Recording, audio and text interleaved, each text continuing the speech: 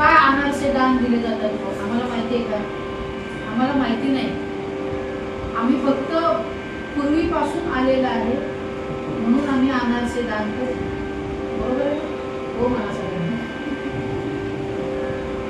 अनारसे दान करण्याच्या पाठीमागचे खूप शास्त्र, अतिशय सुंदर आपल्या शास्त्राने मानवी जीवनासाठी गोष्टी लिहून ठेवल्या.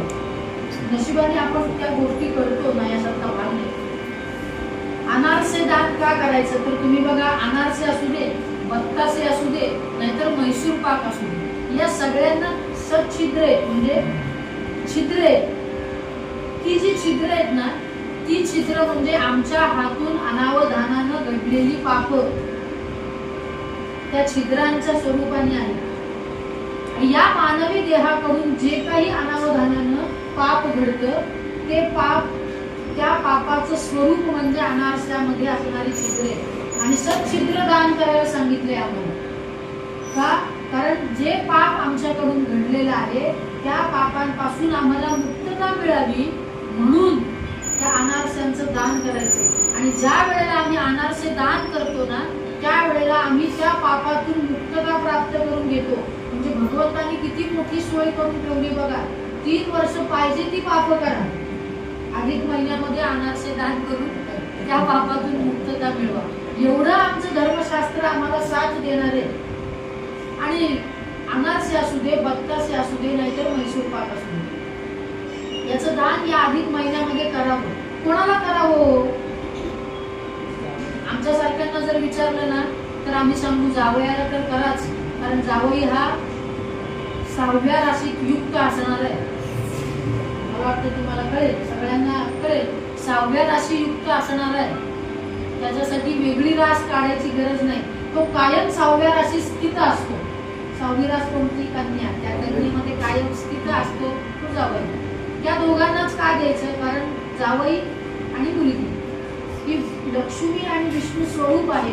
आणि म्हणून आपल्याकडे 33 मेहून पण जेवायला घालतात. मेहून का घालतात जेवायला?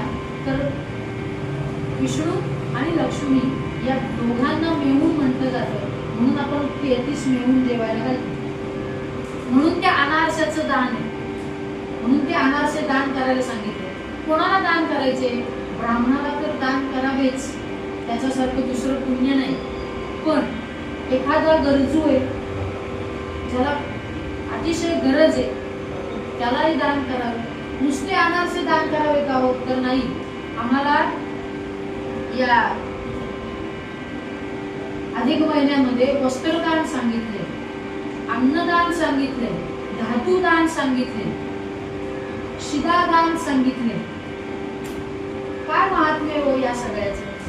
तर जे अन्नदान म्हणजे 33 मेहून जे आपण जेवायला घालतो, ते जर अन्नदान आपण केलं ना, तर माझ्या मनामध्ये एखादी इच्छा आहे आणि ती इच्छा पूर्ण व्हावी याच्यासाठी अन्नदान करा. या अधिक महिन्यामध्ये बघा, समजा अजून आहेत दिवस, समजा आमच्या मनामध्ये इच्छा आहे, उदाहरण घेऊन चला, माझं घर व्हावं अशी माझी इच्छा आहे, तर ती इच्छा पूर्ण होण्यासाठी काय करावे? तर या अधिक महिन्यामध्ये अन्नदान करा.